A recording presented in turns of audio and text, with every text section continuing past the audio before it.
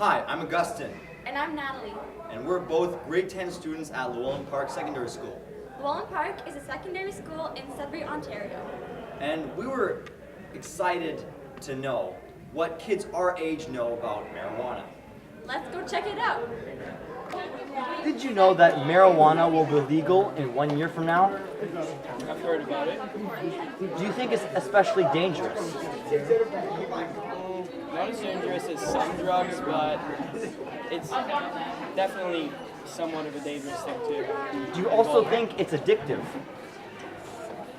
I'm not really positive, but it definitely could be. So, do you actually think that marijuana is dangerous? No, it's not. There's studies that prove it can help with schooling, like sports, everything. I mean, pot's great. What are your thoughts on children our age smoking pot? I think it's pretty irresponsible. What about adults smoking pot? Also irresponsible, unless if it's for like medical use. And do you think that it's dangerous? Yes, definitely, because it can affect your health and your brain, I guess. I would just like to say, What are your thoughts on teens smoking pot? Well, I mean, obviously you shouldn't do it. It's illegal, first of all. And, well, I mean, it's bad for you. Screws up your brain. What about adults? Is it okay if they use it? Not really. I mean, when you're high, you don't exactly think about what you're doing. So it can lead to making some pretty bad choices. Did you know it's actually going to be legal next year? Like in Canada? Yes.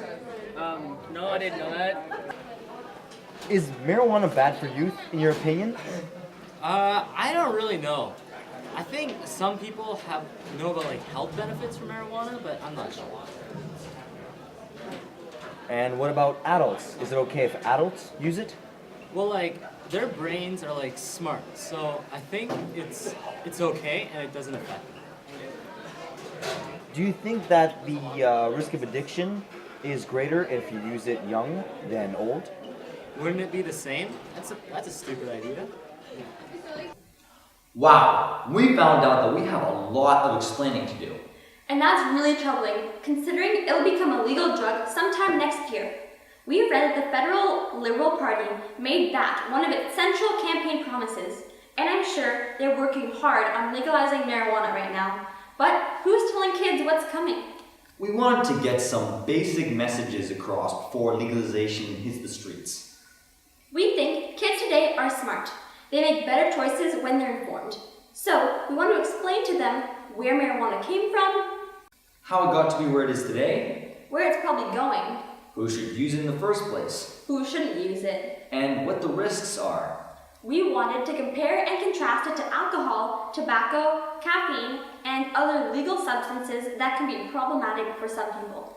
We want students making good informed choices. We think that it's important to educate students on the subject of marijuana so that they can be able to make those good informed choices. Where do we get this information, you may ask? Well, we started at home. Our dad is a doctor, and he talks to us about marijuana as a treatment. And he's found that cannabis can be an effective treatment for some chronic pain problems. Our dad prefers to call it cannabis instead of marijuana because he thinks the word marijuana carries too much baggage. He says he has to use it with the right patient and the right illness, but if they work together to get it right, many of his patients get a lot of benefit from it.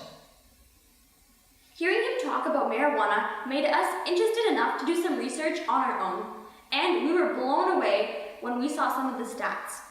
According to the National Survey of Drug Use and Health in the US, 7% of kids aged 12 to 17 were current marijuana users. That's more than 10 times higher than any other legal drug, and 7 times higher than even alcohol and nicotine. Right. Only 1% of 12 to 17-year-olds reported heavy alcohol use or cigarette use.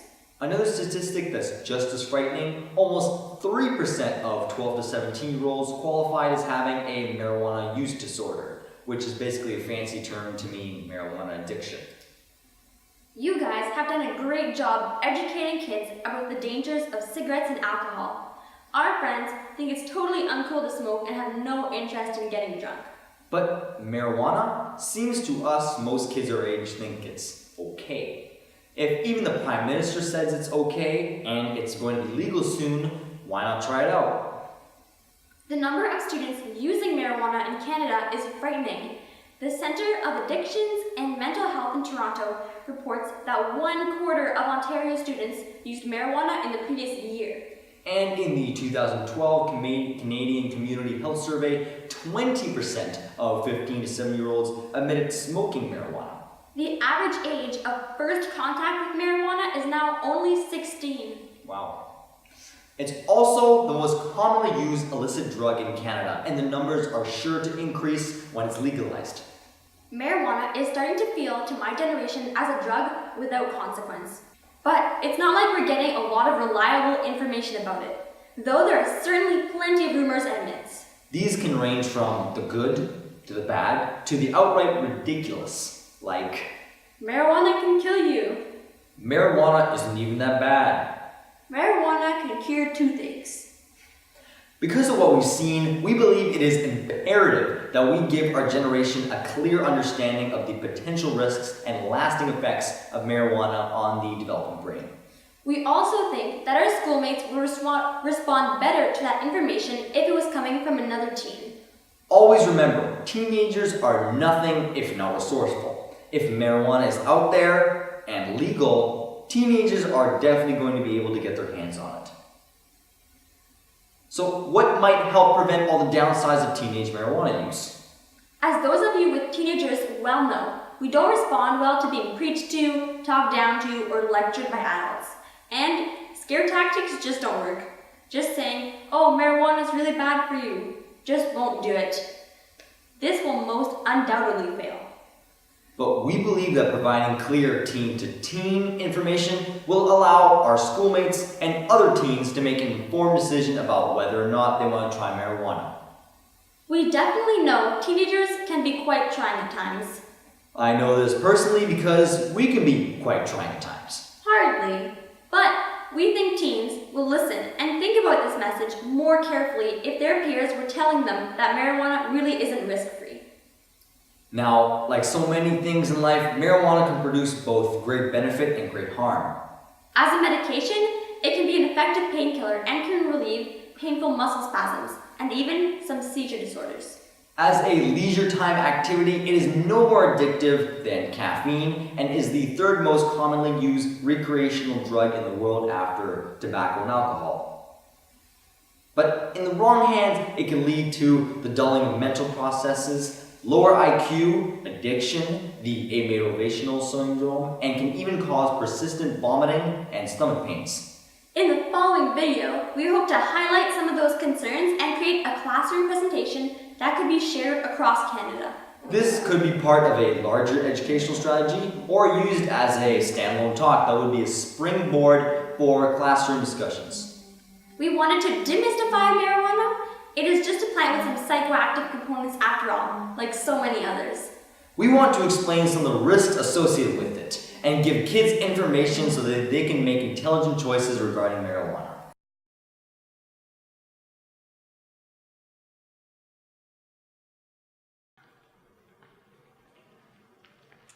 Hi, I'm Augustin. And I'm Nathalie. We're 15, Twins, actually. and we're grade 10 high school students in Sudbury, Ontario. We've been reading a lot about the Liberal government's plan to legalize marijuana. So we thought we'd make this video to explain a little more about it. First, some history.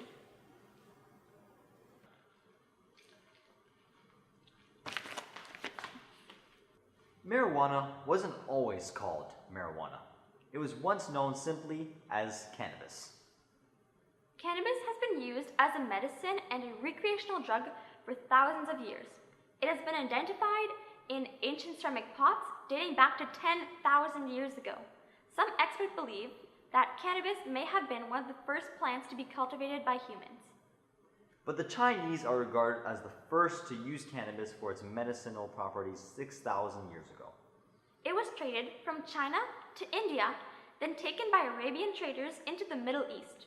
Cannabis was used by ancient Egyptians for treating glaucoma and inflammation. The Arabs then brought cannabis into southern Spain in the 8th century. There, it became a widespread medicine used for many different ailments. And cannabis as hemp was fantastic for ropes on ships, so its use in the Spanish Armada exploded. Spanish explorers eventually took cannabis across the Atlantic to South America, where it grew abundantly. From there, it worked its way into Mexico and into America, where it was just as popular. Even George Washington and Thomas Jefferson grew hemp. Hemp is extremely useful and is used not just for rope, but also for paper and clothing. The seeds are a valuable source of protein. By the end of the 19th century, cannabis was commonplace and everywhere. Plantation owners grew it, slaves smoked it, and doctors prescribed it. Everyone used it in cough syrups, headache remedies, and potions for upset stomachs. Then, for some very dodgy racist and political reasons, politicians in the USA decided to clamp down on it. They passed the Pure Food and Drugs Act, which regulated it and made it hard to buy. That's when they stopped calling it cannabis and started calling it by the slang word marijuana. So lots of people had no idea what the law referred to. Soon after that, many states started banning it. Marijuana was being shunned. Why was this? There are a lot of theories, but we now believe it was because cannabis was associated with immigrants, jazz music, and black culture. In the 1930s, predominantly white American society stigmatized and denounced these things as dangerous and evil. Then in the 1970s came President Richard Nixon and his infamous war on drugs. He declared that America's #1 enemy was drugs, and that the hippies were now the enemies of the state because they used marijuana. Marijuana was portrayed as an evil destroyer of youth, a dangerous, highly addictive substance with no benefits. All research on the benefits of marijuana stopped. Things finally started to change with the new millennium. Canada led the charge, making marijuana available to people with certain medical conditions in 2001. Now, Canadians are reconsidering marijuana or cannabis once again as a recreational drug. Legislation to make it legal may begin as early as next spring. With that, Canada can usher in a new era for marijuana. But there are still lots of questions to be answered. On that note, let's go over to our expert scientists, Mr. A and Miss N. Fun fact, did you know that 80,000 acres of hemp are currently being grown in Canada? Fascinating, isn't it? And yet, I bet that most of you didn't know that hemp and marijuana are the same plant. Honestly, I don't blame you. It's not exactly a common topic of conversation. So hemp is pretty similar to marijuana, but not quite. Both plants are from the genus cannabis, but while marijuana has a lot of psychoactive components, hemp has been bred to have very little. It also has been bred to be a much tougher and stringier plant, which is why it is so often used for rope, fabrics, and even clothing. Marijuana or cannabis is used recreationally or as a medicine because of its higher concentration of these psychoactive components. Now, what are these psychoactive components we keep talking about? Well, these are the things that make marijuana so unique and special. There are two main chemicals in marijuana: THC, tetrahydrocannabinol, and CBD, or cannabidiol. These are called cannabinoids. There are a lot of other cannabinoids, up to about 70 of them, but in much smaller quantities. The amounts of THC, CBD, and other cannabinoids can be bred to be at very different levels in different marijuana strains. There are also these things called terpenes. The terpenes give different strains of marijuana their unique smells and tastes, like pine, coriander, and grapefruit. And skunk, maybe? You may have heard about two marijuana strains, sativa and indica. There's a lot of debate raging on right now whether these are different subspecies of marijuana or if they're in reality the same plant. But nowadays, it really doesn't matter. There's been so much crossbreeding that it's not possible to tell them apart. Okay, back to THC. THC, or tetrahydrocannabinol, is psychoactive. That is, THC makes the user feel euphoric or high, buzzed, or even stoned. In contrast, CBD, cannabidiol, has no psychoactive effects, so using a plant with lots of THC can make you high, but using a plant with lots of CBD and very little THC, not high. So, why is THC psychoactive? It's simple. Our brains have little receptors, like little locks, sitting on the nerve cells. THC acts like a tiny key that opens the lock and gets those cells working away. Nerve cells firing in certain parts of the brain can give you that buzzed feeling. Unfortunately, THC does other stuff in your brain that can be less than pleasant. It can cause dizziness, problems concentrating, loss of coordination, memory problems, anxiety, and paranoia. And there are THC receptors in the brain that tell the heart to beat faster and the blood pressure to shoot up. And that's never good. How about the long-term effects? Well, there hasn't been a ton of research into long-term effects of marijuana in adolescents. There isn't even that much research into marijuana in adults. So thank you, President Nixon. But we do have some data. We know that one of marijuana's most significant effects is on the brain. Neural pruning may sound like something you do to a shrubbery, but it isn't. During adolescence, your brain constantly matures and changes until you're in your early 20s. But your brain only has a limited amount of space for nerve cell connections. It has to get rid of some connections by pruning them away so that new ones can grow. This is neural pruning. In adolescents that use marijuana, however, neural pruning doesn't happen quite right. This can lead to problems in concentration, decision-making, and memory. In this modern 21st century, your brain is your key to a good education and a good job. Why would you risk damaging it? Then, there's the issue of schizophrenia. Schizophrenia is a really, really bad mental illness.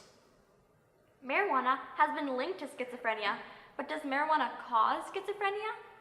The unfortunate answer is we don't know. There certainly is a link between early marijuana users and schizophrenia, but lots of other factors can come into play, like whether anyone else in the family has schizophrenia. The problem is we don't really know what factors are important yet. The disease of schizophrenia is a life-altering and terribly debilitating mental illness. If you have relatives with schizophrenia, you know what I mean. But even if you don't, would you want to take that chance? Hopefully, with further research, we'll find out whether there is truly a link. But now, better to be safe. Now, what about marijuana's effects on the lungs?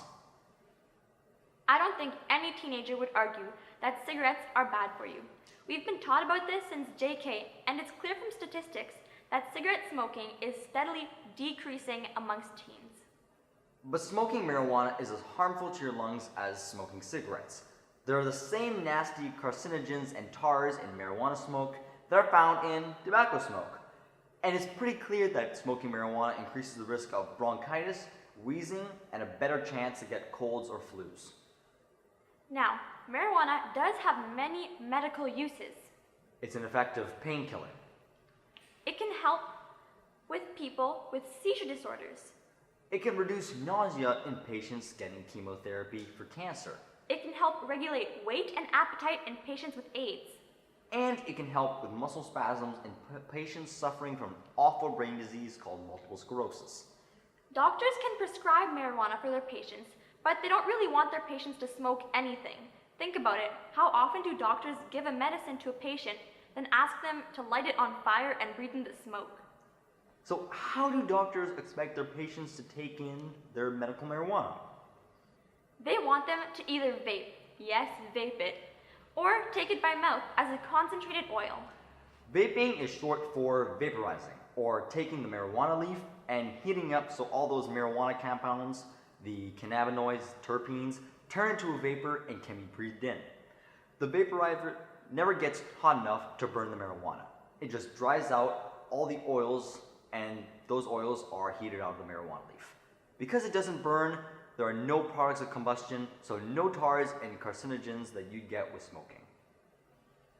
Speaking about vaporizing versus smoking, there's this urban myth that marijuana smoked through a bong is not as bad as smoking a joint.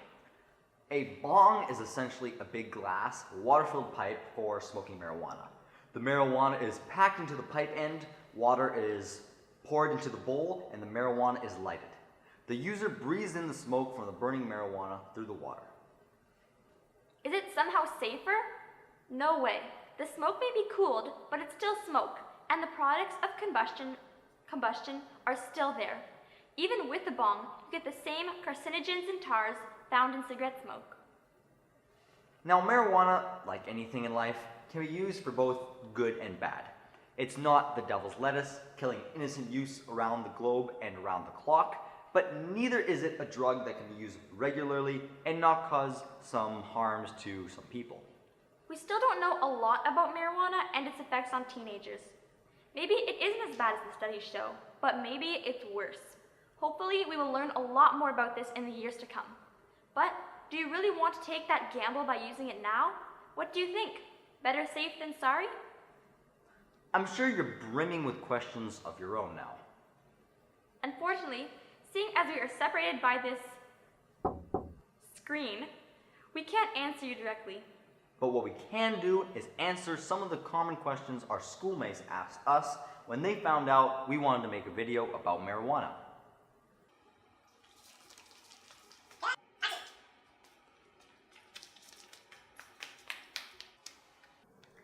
Isn't marijuana addictive? Marijuana is as addictive as caffeine. Seriously, roughly 9% of coffee drinkers meet the criteria for being addicted. And the overall number of people who have ever tried marijuana who get addicted is estimated to be about 9%. But that doesn't tell the whole story. If you start to use any potentially addictive substance when you're young and your brain is still developing, the risk of addiction goes way up. That goes for coffee, cigarettes, alcohol, and yes, marijuana. Start marijuana at age 13 and you have about a 20% chance of developing a full-blown addiction. Start after 21 and it drops to below 3%. So overall, the risk of addiction may be 9% for all new users, but the early users are at a much higher risk. What is heavy use of marijuana? Great question. There's no fixed definition of heavy use, but some studies define heavy use as 50 exposures per year, while others call it 3 to 4 exposures per week. Is there more than one type of marijuana plant? As was discussed earlier, hemp and marijuana come from essentially the same plant. They belong to a genus called cannabis. There are 3 types of cannabis: cannabis sativa, cannabis indica, and cannabis ruderalis.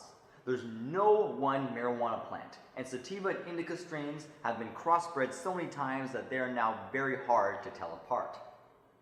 Can I grow my own marijuana? Yes! As of August this year, the law changed and people are allowed to grow their own, but only if they have a prescription from a doctor or nurse practitioner to use medical marijuana, and they apply and are granted permission to grow it for themselves and to grow it for up to one other person with a prescription. Now, if you get permission to grow marijuana in your backyard or in a closet somewhere, you'll still have to be inspected and will have to meet high standards, though probably not as high as the licensed producers who are heavily regulated and regularly inspected by government inspectors. Licensed producers undergo intense scrutinization by the government to make sure their marijuana is of the highest standard and is very safe to use. Why don't people just buy it off the street? Buying marijuana from the guy down the road is not legal. Even if they have a license to grow it, they can't sell it to anyone. And the guy with the unregulated grow-up may not be growing safe weed. The marijuana he's selling has not been through any quality checks or inspections and may well be full of fungus or covered in herbicides, fungicides, or pesticides. So it's only legal if you get a marijuana prescription from a doctor. And it's only legal to grow your own if you get permission and have been inspected. And the safest and most reliable supply will still be from the officially sanctioned licensed producers. Is it worse to drive drunk or drive stoned? That is an excellent question. Whose studies reported by the National Highway Safety Administration's in its Traffic Safety Facts Research Note, February 2015, clearly show that driving under the influence of alcohol is far worse than driving after using marijuana. That doesn't mean driving stoned is completely safe. Lots of close-course driving studies have shown that marijuana slows your reflexes, makes you inattentive, and results in poor judgment calls. Best way to arrive safely is to grind clean and sober. Why is the government making it legal? Well, actually, the Liberal government of Jean Chrétien made medical marijuana legal in 2001. The current Liberal government under Justin Trudeau plans to make recreational marijuana legal by the end of 2017. Their website says they want to, quote, legalize, regulate, and restrict access to marijuana. Our hope is that they include education on the safe use of marijuana as part of their platform. Our society has hundreds of years of experience dealing with alcohol, and we're pretty good at managing it. Okay, there are still lots of people with alcohol issues, but overall, our society has developed pretty good structures for using alcohol appropriately and dealing with the fallout when its use becomes destructive. Canadians will need a lot of education about marijuana, starting with you guys, so that it can be integrated into our society safely and constructively.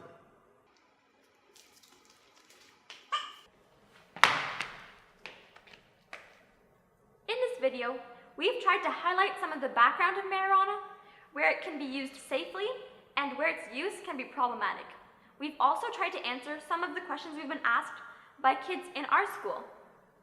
Other questions we got asked, but just didn't have time to answer included. What if I only use it once? What happens if you snort it? Can you eat marijuana as a salad? If someone's smoking in the car beside me, will I get high? Can you inject marijuana? What wine can I pair with marijuana? And the most important question of all, did Harambe use weed? Clearly, we have our work cut out for us. Thank you for watching this video. Be safe and have a great school year.